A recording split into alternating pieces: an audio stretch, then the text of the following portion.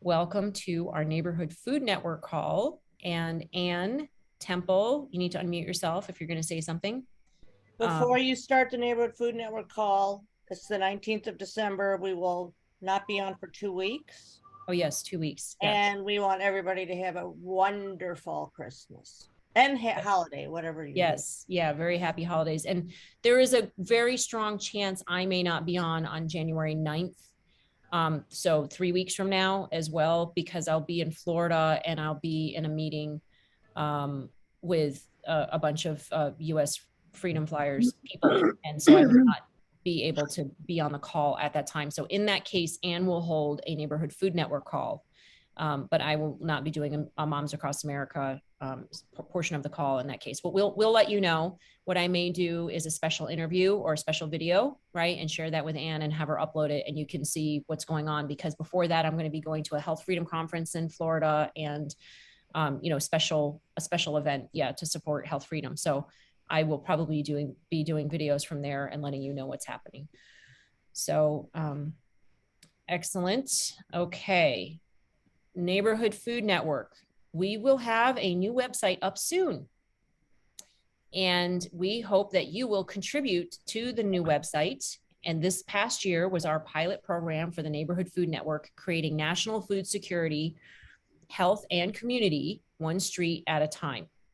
And that means that we have invited you and people all across the country. I believe about 147 people across the country has stated that they will start a neighborhood food network on their street. And we have provided flyers that you can download and bring to your neighbors and ask them to come to a meeting. This is the current website. I'll share that, and gather them together. And along with our resources, which we have here, we have harvest trackers, planning and links, videos, getting started flyers, brochures, and meeting tools. So you can print these out, meet and greet your neighbor, and get to know them, and talk about how you can grow food. So you can save this document. I was just going to open up to view it, but you can grow enough food so that if there is an emergency in your area, this is like one family of 4 people, how much food you need to grow and how much space it would take. It's a surprisingly small amount of space. And start planning with your neighbors how much space you need and how many plants in order to be somewhat self-sufficient, right? Back in World War II, 40% of the food that families ate, the produce and the vegetables, were grown in their backyards. So it absolutely can be done. And it makes sense not just for a crisis prevention issue, but also for a community building issue and a health issue, right? To increase health, because when you eat freshly grown food, you are getting more antioxidants and vitamins and all of that, and you're increasing your health. So yes, and the supply chain issue, Annie, correct. We all saw what happened with baby food, baby formula, right? When the government was shipping it to one place and not to another place. And there were babies that did not have formula, which is, of course, a crisis if they're dependent. So we want to make sure that the survival of the people on your street, those decisions should be made on your street, not in Wall Street, right? We should be the ones to have control over our food supply issues, our supply chain, our food supply chain. So we hope that you will go to the Neighborhood Food Network and download these flyers and have a meeting, because now is the time to bust out your Baker Creek catalogs. And you got the little one. I have the big one at a different place, but right now today I just have my little catalog. But this is the one that you can get for free. And if you could post the link, we put it on our email that we sent out. But you can get this catalog for free. And these are most of the seeds. It's just the one that Ann has. Ann, show them how big the one is that you have. It's 530 pages, and they sent it to me because I spent a lot of money there. Yes. Yeah. So yeah. I have so many seeds I can barely contain them in the big case I have downstairs that I have all my seeds in, and I'm literally looking at, oh wait, I don't have this one. Oh wait, I don't have this one. So, but one of the things that we would like, we would like to hear from people is, you know, are there things that you are excited about planting next year that you didn't plant this year? I'm gonna be, you know, trying out some different things and Oh, yeah, so you can go to Baker Creek. We love Baker Creek because they not only have sponsored Moms Across America for many years, they supported the whole entire GMO labeling movement. They had a conference in Santa Rosa for, I don't know, a decade or something, and also in the Midwest and also on the East Coast, supporting people to learn more about heirloom seeds. Heirloom seeds are not hybrids. Heirloom seeds, you can save the seeds, and they have not been genetically modified, and in general, yeah, no glyphosate or anything like that. and You they know, do obviously. test their seeds. Yes, and they test them for germination, which a lot of seed companies do not do. So they make sure to only sell the seeds that are highly likely to germinate, right? Like they have a better chance they're from plants that have germinated and have a high chance of germination. So I have a plant here that I got from the Baker Creek catalog. It's called Orange Hat Tomato. I may have showed it before, but I want to show everybody. I planted this in my basement. I have 4 of these going now, and I think I'm going to have about at least 75 tomatoes from these. So I'm doing a test to see how well these do this winter. But this plant, it's just gone crazy. I had it on a heating pad for a few days, and then once they really started germinating, I took them off the heating pad, and they're in my laundry room under some lights. And they will only grow 9 inches tall. So Rebecca asks, are you using lights in your basement? Yeah. Yes. She has a whole setup. Do you have a photos of that anywhere that you could show? Yes. Okay. And so Rebecca's saying MI Gardner is a good heirloom company. That's right. They're great. And Botanical Interest is also a good company because they test them to make sure the seeds are non-GMO. And Baker Creek told Pat that they do not test for GMOs. That's true. But I also have to say there's not a lot of, as far as I know, there's no GMO seeds that are approved for sale to the general public, right? They're only approved for use by No, somebody's saying no. Do you know of? Is that Rebecca? You know that there are. No, you're right. They actually can't sell GMO seeds to the public. It's only for agriculture. So yes, okay, yeah. So it's nice that they say non-GMO, but they're not allowed to do that. So Pat, if you have evidence to show that that is not true, then please let us know. I'm an author on agriculture and GMOs, and it's been known by the people that grow either gardens or farms without wanting GMOs, that the GMO genes can travel for 100 miles and more. We're not talking about that. And cross-pollinate the things in your yard that weren't GMOs, so that if you save seed, you're saving something infected with GMOs. I see what you're saying. Okay, so cross-pollination and then saving seeds that could be GMO. Do they sell GMO plants at like Home Depot where you could grow one and then save the seeds not knowing it's a GMO plant? Okay. No. They could. Nothing's stopping them. I mean, that's a possibility if there's a cross contamination, but there's a policy right now that it's not sold to the public, so they're not supposed to be doing that. Just like organic food is not supposed to have glyphosate in it, right? It can be contaminated, but it's not the rule is that you're not allowed to use glyphosate on organic products. This is Anne's basement. This is my laundry room. So those are lights. Why don't you explain that you can raise and lower, right?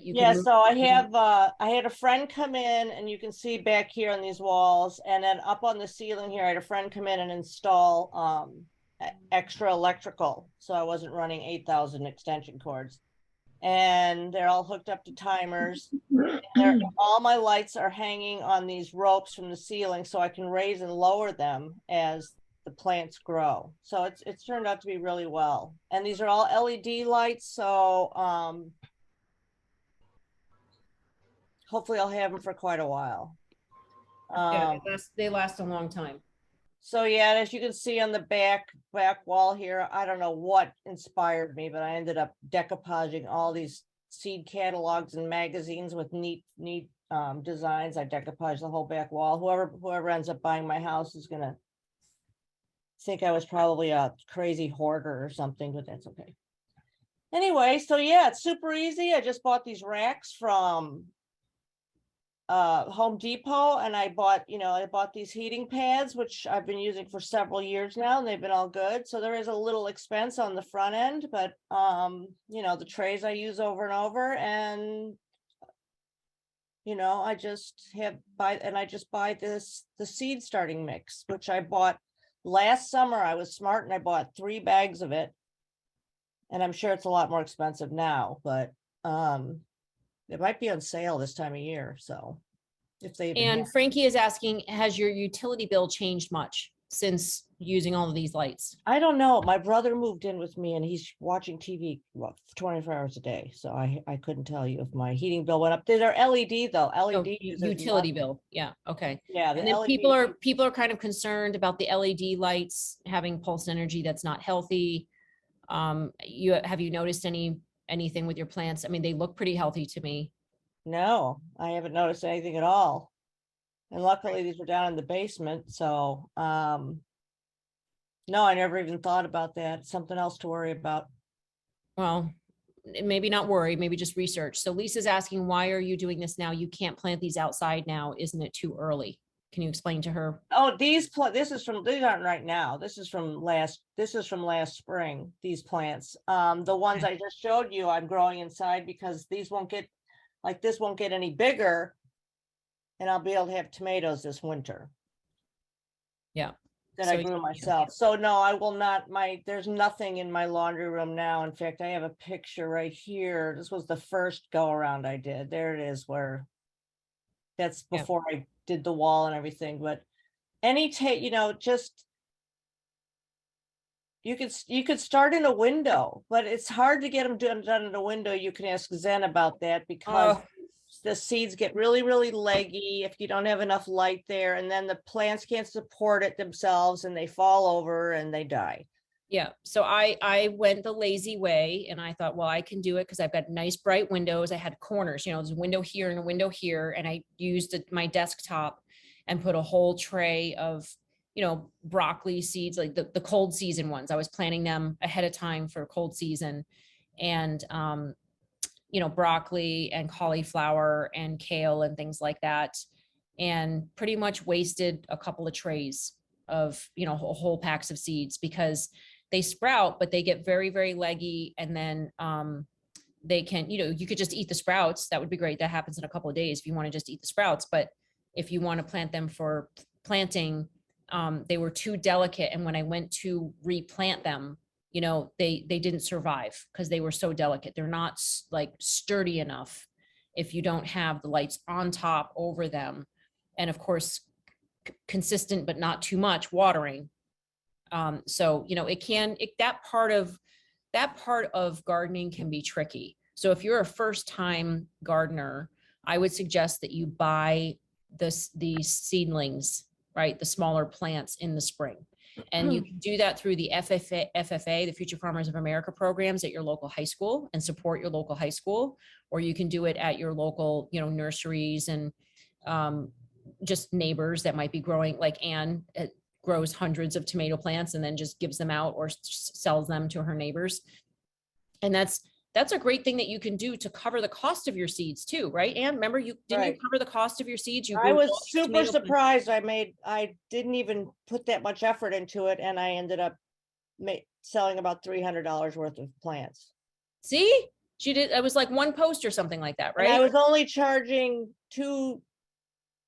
I think I was charging, I don't know if it was $2, $2.50, and I had so many people email me and say, or message me on Facebook and say, you're not charging enough. And I'm like, I just want people to start growing food. So here. Yeah, but you're competing with other people who are charging $3 or $4 per plant, right? So when you go to a plant expo in the spring, they're charging $4 per tomato plant.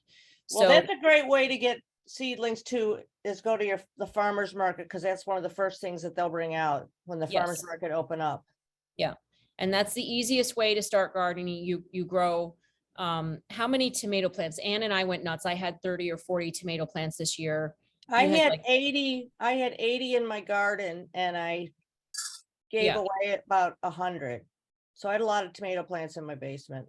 So And if you're it was- just getting started, you do not need that many, okay? Especially if you don't want to be canning and preserving and all of that. I don't know, what do you think, 10 tomato I don't know. plants? Something Yeah, like that? just start with 10 and then if you buy heirlooms and you do want to seed save, one of the things I'll tell you right now is that you should plant 3 plants right next to each other.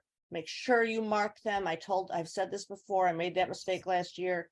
Mark every single plant with something that's not going to wear off. And I have a link on the website for the marker I love, and then if you want to save the seed, you're going to save it from the middle plant. Because their chances that it cross-pollinated are much less. So that's just a simple thing to do.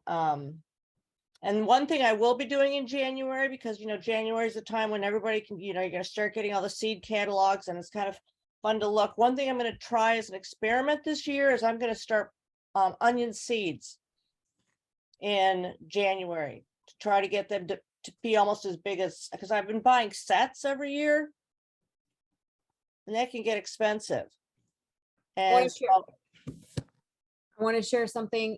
We talk a lot about plants, but this is a flower, calendula flower, that is very easy to grow, very plentiful, and it is one of the best things that you can use for skin, for healing your skin, for taking care of your skin, for skin repair, all kinds of skin problems.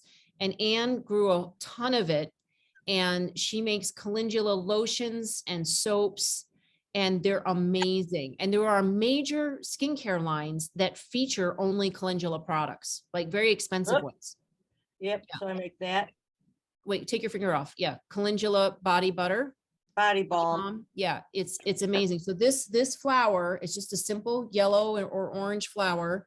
You can soak it, so you dry it first. You can dry it, either in the sun or in your oven at very low temperature or in a dehydrator that you can buy on Amazon for like $60, a small dehydrator. I just dry them on I just dry them on a tray. I don't Or even- just dry them on a tray or whatever. Yeah, so you can just dry them but dry them first. I made the mistake of not drying them and just sticking them right in olive oil, and then it ends up smelling like vomit. So it's still useful. It just smells horrible. Okay, so you want to dry them first, and don't put all the leaves and stuff like that in there. Just put the flowers, and then you soak them in oil for 6 weeks or longer. And you can use that. It's amazing. Like we put it on injuries that the cat had, injuries that the goats had, it's our own injuries, rashes, all kinds of things. And it really helps to clear up skin problems. And Pat is saying that calendula plants also protect tomato plants. Yeah, so you want to plant them around your tomato So plants. they're a relative of the marigold, so they do help protect. And I had calendula growing all over my garden this year, and they ended up, saving the seeds is really easy. I have this is only one of a couple of these of seeds I have. And I decided near the end of the summer to stop saving seeds and just let them drop where they were, so that they can just grow up this year. But they're just a fantastic little plant. The bees love them. Yeah. They're pretty, and Oh, and like look at Seth this. said, Rebecca says they're good for bug bites and burns.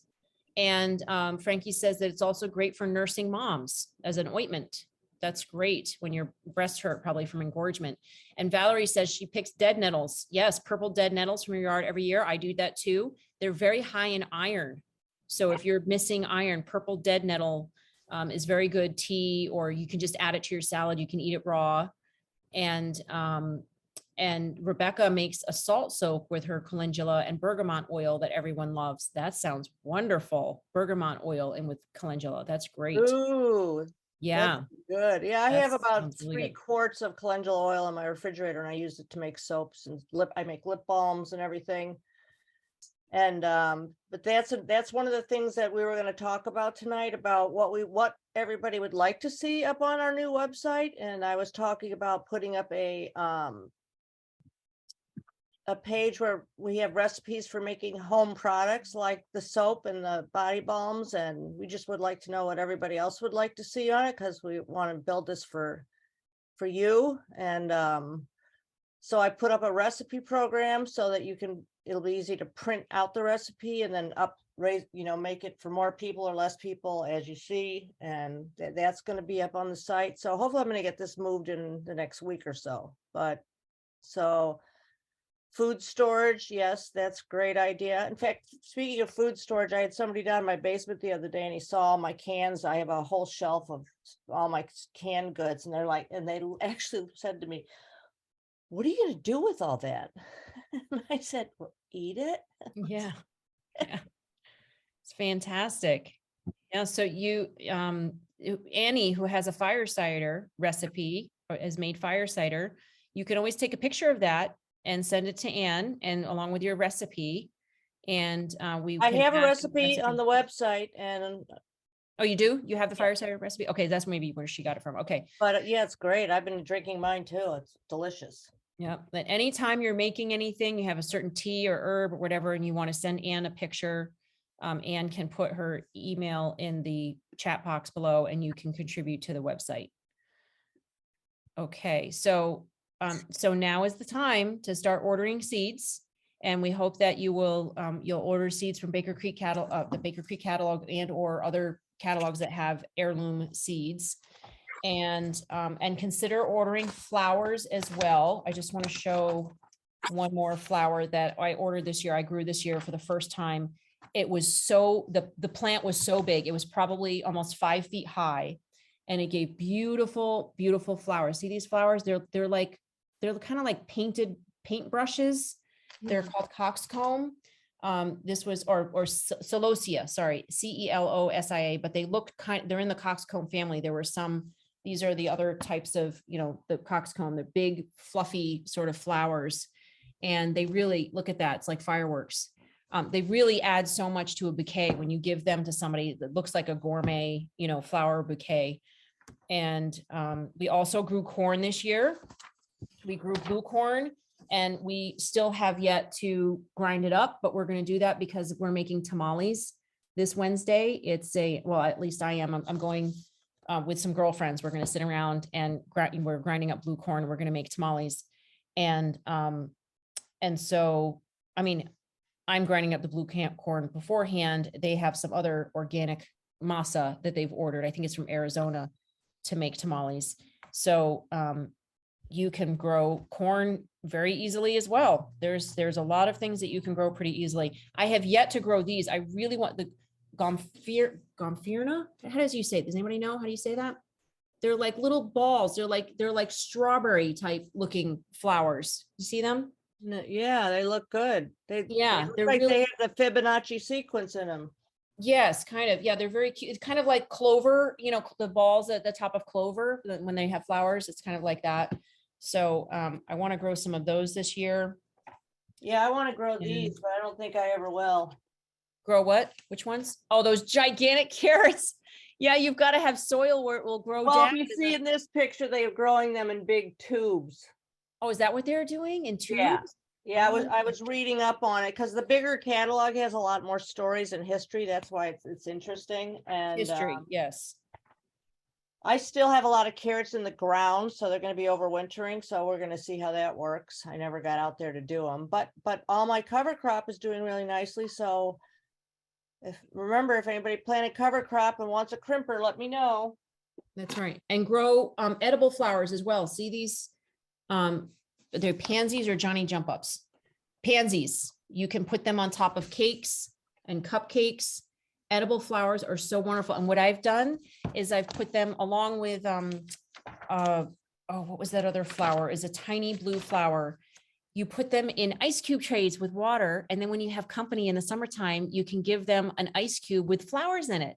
It's wonderful for your parties. It makes it really festive. Nasturtiums are also edible, and they're super easy to grow. I mean, I couldn't believe that.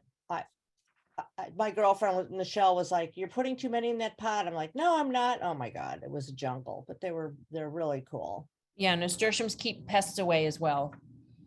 So you can never have too many peppers. I'm going to be planting a lot more peppers too. And spinach, somebody mentioned earlier, Malabar spinach. It definitely keeps growing and growing and growing and growing. So you will have Malabar spinach all year round. Throw that in your smoothies. Really Is it borage. perennial? Yes, borage, Eileen, borage. Yes, it's a little blue flower, borage, and it grows all summer pretty much. Ugh. And you take that little tiny blue flower and you put it in ice cube trays. And then when you have company, you can give them ice cubes with flowers in it. It's adorable. Yes, do I that. think it's funny that they actually sell borage seeds because every year I literally must have ripped out a compost bin amount of borage just because they took over my garden. Yeah, But well, the, then, but the then you'll have lots bumblebees of bees. love it. The Yeah, the bumblebees. bees Oh, I love- leave plenty. I leave plenty. And I think the borage, like every 30 minutes, like once a bee comes and takes the nectar, 30 minutes later, it has new nectar. It's like it's a major producer of nectar or pollen or whatever it is that the bees love. So, okay, well, it's 8:05. Oh, by the way, look, Black Beauty's dark purple tomatoes, no need for GMO purple tomatoes. Look at that right here in the Baker Creek catalog, dark purple tomatoes. No need for GMOs. They're beautiful, many different kinds of beautiful tomatoes, right, already exist. So, let's see. And Pat saying, oh, borage flower can be used as a litmus indicator of pH. Oh, okay. So if they're growing, then your garden has good pH, I'm guessing. I don't know if that's what you mean. If you drop it into lemonade, it'll go from blue to pink, to purple to pink. You can watch it change. If your soil Beautiful. is acidic, then the flowers will be pink or purple or pink. depending on Oh, how how acidic- cool is that? Yeah. That's kind of like growing hydrangeas. It depends on your soil as to what color the flowers are. Very cool. We always learn something new on these calls, don't we? I know. Yes, and most of it's So this from you perpetual guys. spinach, is it, I can't remember. I'm gonna say no, but is it perennial or no? Well, in Maybe Southern California, It works like it goes litmus on and paper. on. Yeah, The the perpetual spinach. perpetual spinach isn't the same name as Malabar spinach. Is it the same? No, it's different. It's different. Okay. Well, Malabar spinach grows It's a lot too. related actually, it's related actually to beets. It's in the beet family, beta. Oh, okay. Yeah, it's like beet greens somewhat, but it's not beets. Okay. Great. Well, thank you, everybody. It's after 8:00. We really appreciate you being on the Neighborhood Food Network call with us and talking about growing food. We love you too. And we love Baker Creek Seed Catalog and all the people at Baker Creek. And thank you, Anne, for all the hard work you're doing on the new website. Please send Anne pictures and new information, any requests that you have for being, what you want to have on the website. And thank you, Mark Dudla, for being on our call, our resident farmer and advisor to Moms Across America. We really appreciate that. And everybody else who contributed, Rebecca and Pat and So last Sorry, week, Joan. Rachel. I saw Mark on his tractor. So I messaged him. I said, I saw you on your tractor. What were you harvesting? Wheat? 'Cause I couldn't really tell. And he said, no, popcorn. popcorn. So Oh, I was like, I need popcorn. So I was gonna order some popcorn, but I need to talk to him because I want to pick up Yes. like a 25-pound is good. bag. yeah. I love making cornbread from Mark Dudla's Dudla Farms. He's a regenerative organic farm. The cornbread is delicious that we make. It just feels so hearty and wholesome and real. Mhm. It just feels different to me from other corn that I've used. Are you buying cornmeal from him or corn? Yeah, it's Cornmeal. sorry, it's the cornmeal. Yeah, and with the And then I recipe on keep it there in for how to keep it make in the cornbread. freezer. That sounds like Eat timbers. Yeah, it's really good. Crimpers, not timpers. Yeah. All right. Oh, and Christina from Texas, thank you. Your first time participating. We really appreciate you being on with us. Anybody has any feedback, email me at zen@momsacrossamerica.org.